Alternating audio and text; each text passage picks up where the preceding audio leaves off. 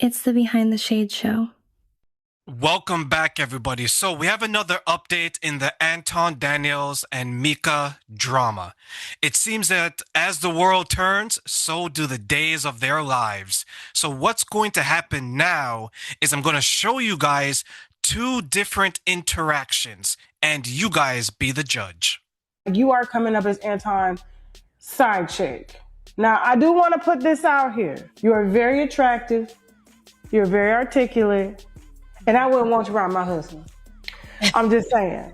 I just kind of want to understand like the nature of the relationship. Did you guys just start working together all the time and doing content together? Anton reached out to me and I did the interview. He, found that, I was interested in different things as far as pop culture and politics. We decided to go ahead and work together. Did you meet the wife? Yes, I met her the first day I came out. And she didn't mind y'all working together? No. And, to contrary of, belief or popular belief, she's there 99.99% of the time. Okay, so at the time on YouTube, you said you had about 20,000 followers. On Instagram. On YouTube, I had just started when I met Anton, so I probably had a little over 1,200 subs at the time. Let me ask you a question. If you were ugly, do you think Anton would have leveraged this platform with you? I really can't get into what I think Anton would have done, honestly, but I'm not unaware that, I'm attractive or that people find me attractive. But what I know to be true is that I'm a very serious person when it comes to work. And so I'm a very hard worker. I give, a lot of attention to detail. And if I work with somebody, they're going to see my value. And I really do think Anton really saw the value. So she's continuing to double down. It is strictly business. There is nothing going on. He loves my business mind because I'm here to save the world. I'm here to make you all this money. I am your golden ticket to financial heaven. That's what she's saying. That's what she's portraying. But let's listen to when this conversation gets a little bit more personal. So have you ever been married before? Yes, I'm married now. How long have you been married? I've been married pretty much all my life. Your husband approves of your work relationship with Anton? Yes, my husband knows of every work relationship that I have, period. Is your husband on your IG? No. My IG is strictly for business. I don't put my personal life on my IG. So you actually have a husband posting pictures like this. I'm just trying to figure this out. Like, because the pictures you post are they're gorgeous, but they're kind of a little bit risque, a little bit. I'm going to be honest with you. When I look at your profile, it's given more IG model than commentator. I have two profiles. One is just Pop Culture Micca, and then the other one is Red Cup. So the Red Cup profile is just all my commentary. So here's the thing. What a lot of people confuse, women specifically, your social media, I'm going to be honest, ladies and gentlemen, social media in general should be for your brand, your business. So what you put out there is a reflection of you and your brand. So if someone looks at your social media, whether you post your partner or not, and they doubt that you're in a relationship, you're giving off that type of vibe. When you post certain videos and pictures, you have to post it with the thought process, if I do this, does it make me seem like I'm single?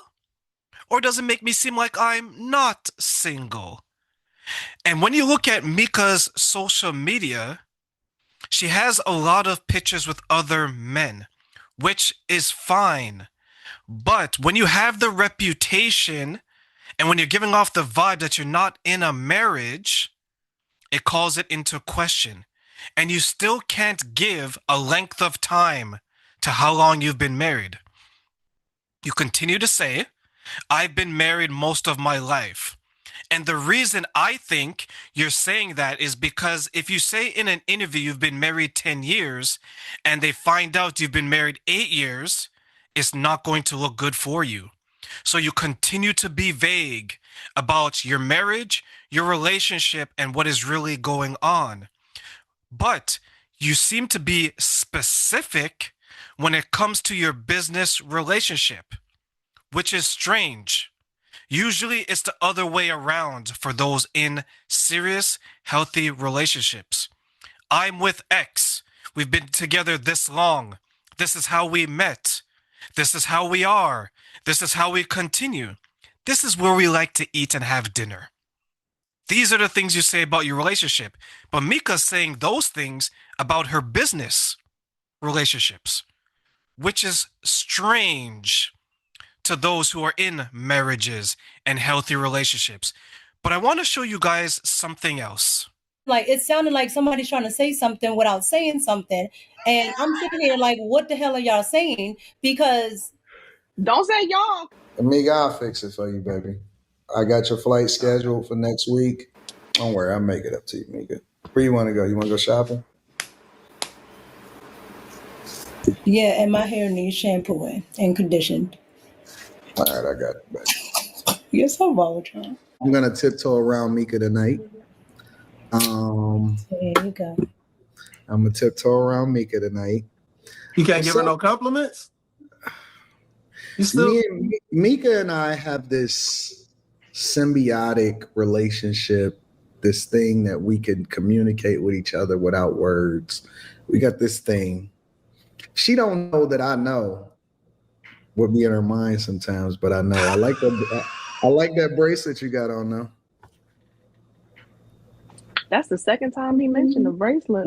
Come on. Come on. Using the other girl to get another girl jealous. Do people do that with their friends? Or do people do that with someone there's an interest there? Either it's one way, both ways, or it's all around. You could sense that. Now, let me ask you guys a question.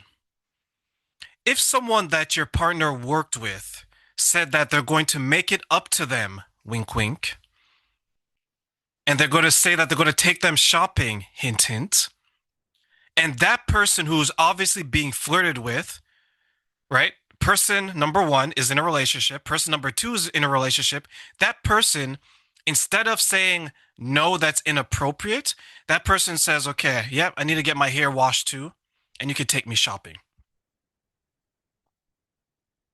I wish I had friends like that. None of my friends want to take me shopping. Am I not a good friend? I need some friends that's going to take me shopping because no one takes me shopping. You don't have to wash my hair. I could do that myself, but I could be that expensive friend. And then this goes further. Then he mentions the bracelet. If the bracelet wasn't from him, or if he didn't have some part in you getting that bracelet, why did you run? Why did you turn off your camera? Why did you start to blush? You know what I've realized watching these two?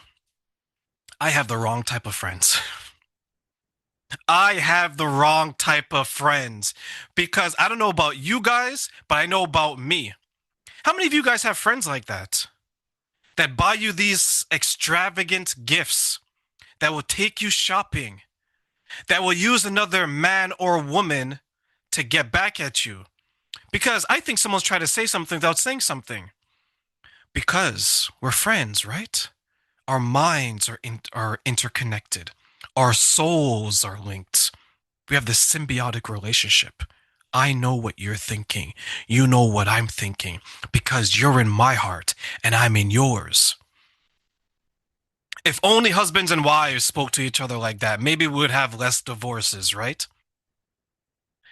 But hey, what can we learn from these two? One, everybody needs better friends.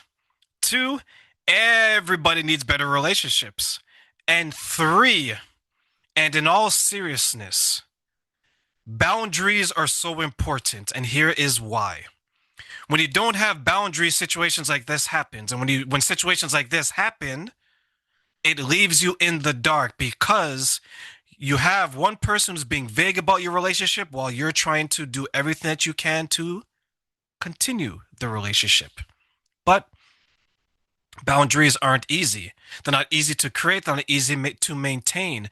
But boundaries are not for other people. Boundaries are for us, to protect us from things like this, to protect our peace, our happiness, our soul from people like this. See, without boundaries, then you're going to have the other person running wild like they think they're Hulk Hogan.